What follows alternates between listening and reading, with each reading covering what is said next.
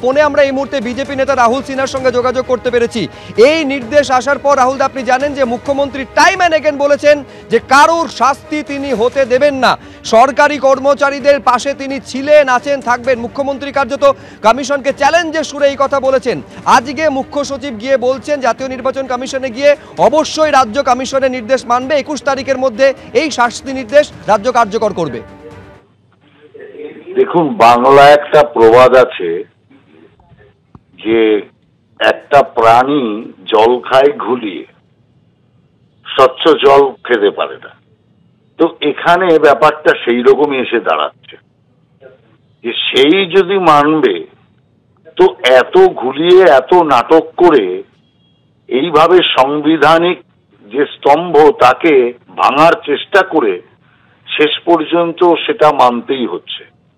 অতএব আমি মনে করি যে পরিষ্কার যে এই সরকারের মনোভাব কিন্তু ফুটে উঠেছে, যে সরকার চোরদের প্রোটেক্ট করার জন্য, যারা অসাধু কার্যকর্তা, যারা সরকারের হয়ে ভুয়া ভোটারদেরকে স্থান দিয়েছে, ভুয়া ভোটারদেরকে ভোটার লিস্টে রাখার ব্যবস্থা করেছে, সরকার তাদের স্মরণ দিতে চায়।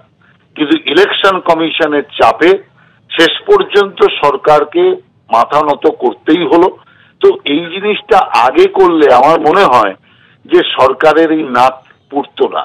এই যে মান সম্মান বাংলার গেল, এই মান সম্মান যাওয়ার জন্য রাজ্যের মুখ্যমন্ত্রী স্বয়ং দায়ী। অতএব এই জাতীয় ঘটনা আবার চোখে আঙুল দিয়ে দেখিয়ে দিল যে পশ্চিমবঙ্গ সরকার কতটা সংবিধান বিরোধী মনোভাব নিয়ে চলেন। এটাই তার সবচেয়ে বড় জ্বলন্ত প্রমাণ। রাহুল দা, আপনাকে অনেক ধন্যবাদ আমাদের সঙ্গে কথা বলার জন্য। দর্শকদের আরেকবার বলবো, এই মুহূর্তের যে বড় খবরে আমরা রয়েছি, আগামী 21 তারিখের মধ্যে রাজ্য সরকার কমিশনের নির্দেশ পালন করবে, কমিশনের নির্দেশ মানবে, এইটা জানিয়ে এসেছেন মুখ্য সচিব মনোজ পান্ত জাতীয় নির্বাচন কমিশনে।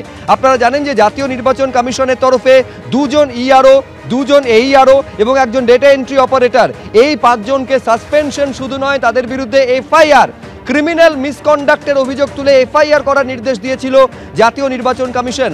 পাল্টা যে চিঠি মুখ্য সচিব লিখেছিলেন জাতীয় নির্বাচন কমিশনে, সেখানে 2 জনকে শুধু নির্বাচনী কাজ থেকে অব্যাহতি দেওয়া হয়েছিল, কিন্তু কোনো রকম শাস্তিমূলক পদক্ষেপের পথে হাঁটেনি, অর্থাৎ কমিশনের নির্দেশ মানেনি। তারপরই তলব করা হয় কমিশনের সশরীরে মুখ্য সচিবকে তলব করা হয়। মুখ্য সচিব গেছিলেন এবং তারপর প্রশ্ন করা হয় এই নির্দেশ কতদিনের মধ্যে কমপ্লাই করা হবে।